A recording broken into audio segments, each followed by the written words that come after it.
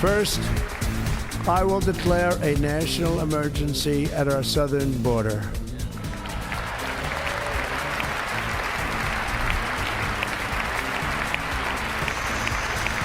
That's President Donald Trump yesterday during his first inauguration speech in front of participants here in Washington, D.C. The president is now the 47th president of the United States. Welcome back to Illinois in Focus Daily. Tons to tackle from yesterday with President-elect Donald Trump taking the oath of office, and we'll get to that here in a bit, but interesting to see all of the different people who were there. Former President George W. Bush and former President Barack Obama. Also just an incredible number of people who were right there on stage next to President Trump. I mean, you got Apple CEO Tim Cook, former First Lady Elon Musk, next to him, the leader of Google. So just a ton of people there. Of course, former President Joe Biden and Vice President Kamala Harris, and the president now, Donald Trump, making his appearance. So Trump, he took the oath of office. Right hand and repeat after me. I, Donald John Trump, do solemnly swear. I, Donald John Trump, do solemnly swear that I will faithfully execute the office of President of the United States the office of President of the United States and will, to the best of my ability, preserve, protect, and defend the Constitution of the United States. The Constitution of the United States. So help me God. So help me God. Congratulations.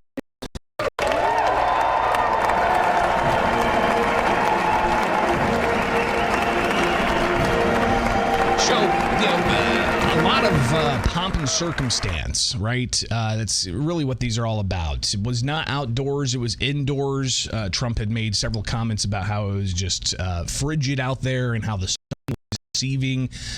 So they kept it indoors, and it kind of reflected back to 2016 when it was an outdoor inauguration, and a lot of the media were showing earlier pictures saying, oh, there wasn't a ton of people out there, and the first news conference that the White House press secretary then had to combat a bunch of what they said was fake news. So maybe going inside also had multiple purposes of not just getting away from the cold, but also making sure that there wasn't the possibility of people misconstruing the turnout. And as you saw, a peaceful transition of power there, right? The former president, Joe Biden, former vice president, Kamala Harris, who was the Democrat nominee, and also, Democrat and Republican former presidents, including Clinton, Obama, Bush, plus a ton of different Democrat Congress people there as well. Even Amy Klobuchar speaking for part of the ceremony. So Trump, he then, got up and made his first speech as the 47th president of the United States. As we gather today, our government confronts a crisis of trust. For many years, a radical and corrupt establishment has extracted power and wealth from our citizens while the pillars of our society lay broken and seemingly in complete disrepair. We now have a government that cannot manage even a simple crisis at home, while at the same time stumbling into a continuing catalog of catastrophic events abroad.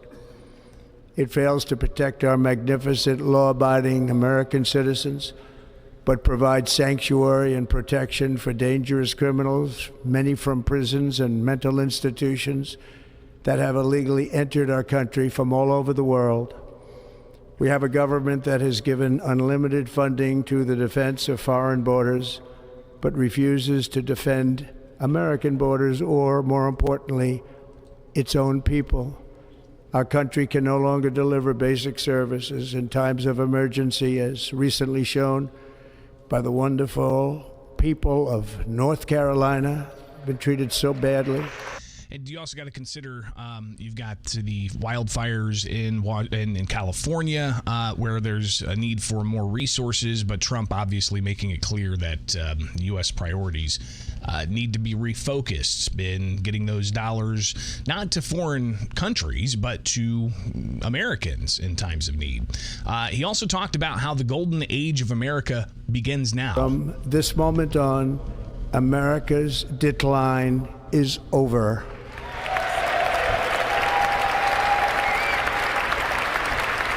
He announced several different types of efforts he's going to do when it comes to energy and inflation and the border, but he also talked about the tumult that he's gone through over the past 8 to 9 years. Over the past 8 years, I have been tested and challenged more than any president in our 250-year history, and I've learned a lot along the way. The journey to reclaim our republic has not been an easy one, that I can tell you. Those who wish to stop our cause have tried to take my freedom and indeed to take my life. Just a few months ago in a beautiful Pennsylvania field, an assassin's bullet ripped through my ear. But I felt then, and believe even more so now, that my life was saved for a reason. I was saved by God to make America great again.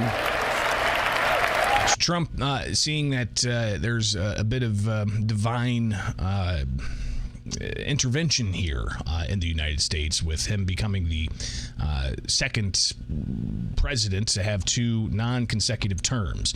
So he then laid out some of the executive orders. And again, this is all during the inauguration speech in front of, you see even former President Joe Biden and Kamala Harris sitting right there, right in the front row. First, I will declare a national emergency at our southern border.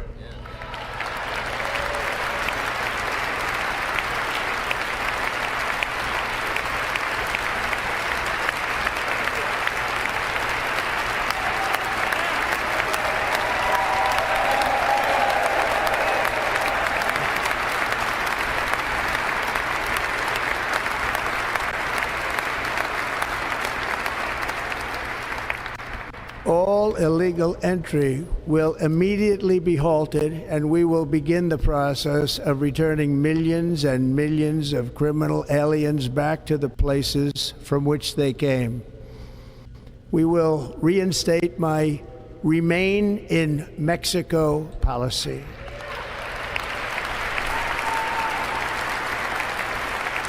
I will end the practice of catch and release. And I will send troops to the southern border to repel the disastrous invasion of our country.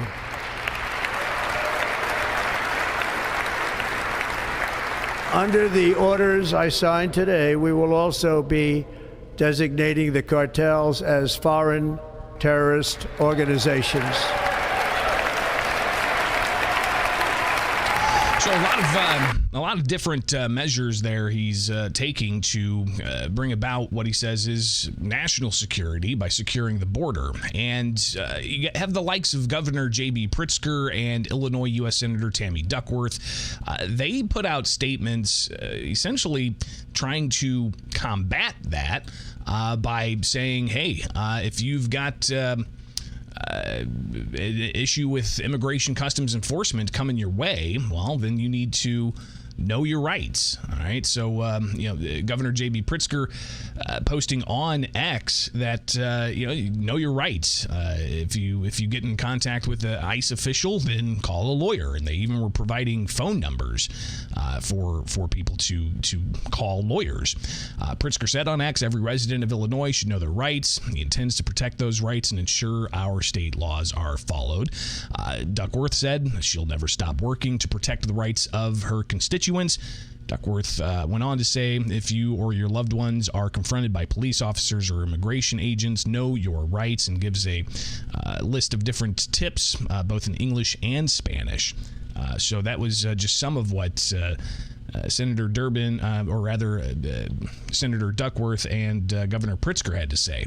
Now, don't forget, Pritzker had this to say as well about just the uncertainty. This is the governor from last week. So we are doing the best that we can to try to predict the things that might happen, especially the things that would have the biggest negative impact on the people of the state of Illinois. Well, I'm worried about health care. I mean, I think that he is, and his Office of Government Efficiency, the people who were unelected and are just large contributors, making decisions about Medicaid, not officially going back on Obamacare, but changing the rules around Medicaid. Which that could impact the Illinois tax dollars that are used to subsidize the health care of non-citizen migrants. Also last week, you had Chicago Mayor Brandon Johnson asked about this whole ordeal of the Trump administration coming to possibly make Chicago ground zero for its immigration policies and deportation efforts. To handle all that, is this, do you think, a lot more bluster than it's actually going to be, or do you think Chicago is really going to be fiercely targeted for deportations? Well, first of all, we take any threat. We take it seriously. And that's why you saw the reaffirming of our commitment to our welcoming city ordinance. You saw a reaffirming and a recommitment or stronger commitment to that ordinance. Now, look, you've already seen some level of capitulation from the Trump administration. At first it was mass deportation, and then there was a very specific sort of categorization around criminals, right? So there's this moving target. Here's what I believe is most important here, is that the Trump administration has an opportunity with the Senate, with the House of Representatives and the judicial branch of government to actually move policies that can transform people's lives. We do need comprehensive immigration reform policy to actually pass. So there's a he goes on bipartisan bill to the talk Senate. about that bipartisan deal in the Senate that passed and how that should be what it is that Republicans and Democrats come together on. But that, some criticize, gives mass amnesty to individuals, and Trump took a bunch of different steps on day one. We'll go through some of that, but more things that Trump announced during his inauguration speech that he's going to take care of first day. And by invoking the Alien Enemies Act of 1798, I will direct our government to use the full and immense power of federal and state law enforcement to eliminate the presence of all foreign gangs and criminal networks bringing devastating crime to U.S. soil, including our cities and inner cities. So President Trump, again, continuing to make these executive orders. He did a lot yesterday, signing all kinds of things. By the way, since we started a little bit later, got to launch my screens back up because, it was that time of the day where they automatically go off. So it's live to tape, ladies and gentlemen. But Trump, he had more to say about some of the policies he's enacting through executive order. But here he is with some of the actions on day one.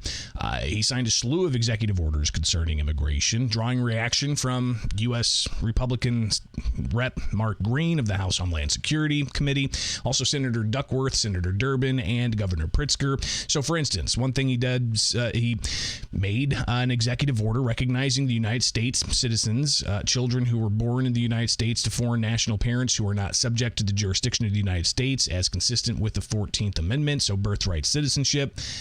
You had the Homeland Security chair talk about how this is bolstering the border security, ending catch and release, reinstating remain in Mexico, and that allows them to immediately control the border from the criminal cartels. Goes on from there. But reaction from Senator Duckworth and Durbin saying that some of these efforts and the executive orders, quotes, cracking down on immigrant communities that, among other things, attempt to deprive U.S.-born children of citizenship, suspend refugee resettlements, and require the military to divert resources to the southern border. They say, Duckworth and Durbin, we all agree that our border must be secure, but we must remove dangerous individuals from our country who are here illegally. But suspending lawful refugee admission programs and attempting to deprive U.S.-born children of citizenship, are ineffective and, in the later case, unconstitutional. Governor J.B. Pritzker saying that President Trump's executive orders to strip birthright citizenship from people born in this country is unconstitutional. Here in Illinois, he says, we will follow the law. This is only the beginning of the new administration's attempts to undermine the rule of law, and the people of Illinois can count on me, Pritzker said, to stand against unconstitutional actions. So just, again, some of the reaction coming through here, but it wasn't just immigration that the president talked about taking action on. He also wanted to take action on high inflation. The inflation crisis was caused by massive overspending and escalating energy prices, and that is why today I will also declare a national energy emergency. We will drill, baby, drill.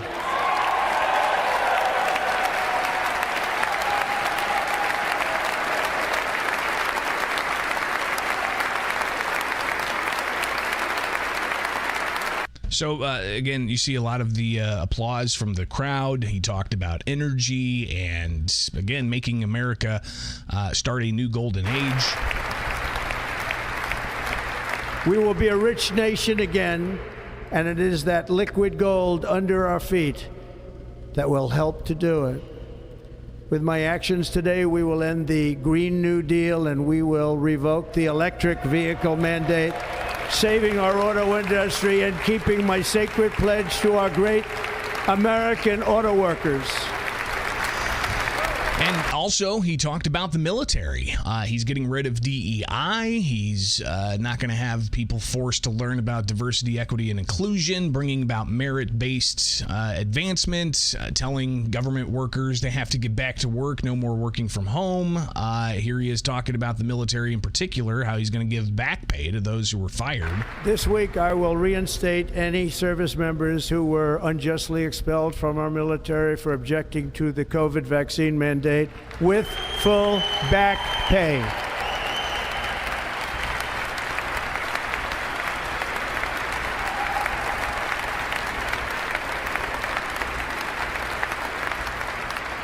And I will sign an order to stop our warriors from being subjected to radical political theories and social experiments while on duty. It's going to end immediately. After the inauguration, he had a separate event where he wanted to talk about a whole host of other things that were on his mind, including,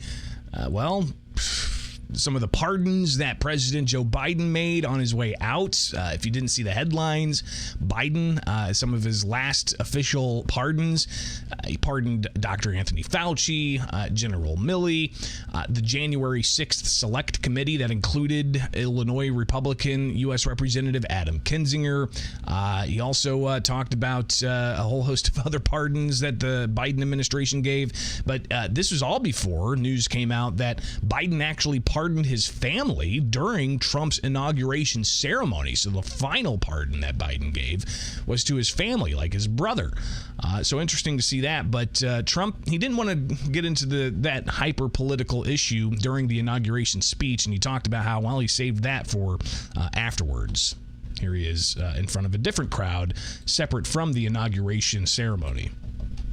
And I was going to talk about the things that Joe did today with the pardons of people that were very, very guilty of very bad crimes, like the Unselect Committee of Political Thugs, where they literally, what they did is they destroyed and deleted all of the information, all of the hearings, practically not a thing left. They deleted all the information on Nancy Pelosi having turned down the offer of 10,000 soldiers. You wouldn't have needed 10,000. You could have had 500, and it would have stopped. Because we may have had 1 million people that day, the people that were there. You don't see any photographs, but we have a lot of great photos. But you don't see those photographs. They don't put them in. They show the people at the Capitol. But I was talking about that. I was going to talk about that. They said, please don't bring that up right now. You can bring it up tomorrow. I said, how about now in front of I'll bring it up right now.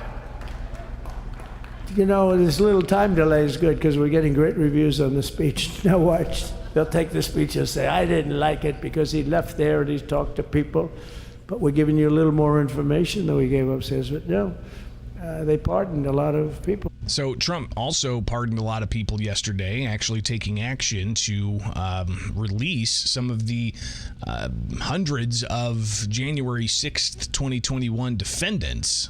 So that's a pretty controversial move. But he's looked back at some of the pardons that Biden gave, including, a bunch of people on death row, Rita Crundwell from Illinois.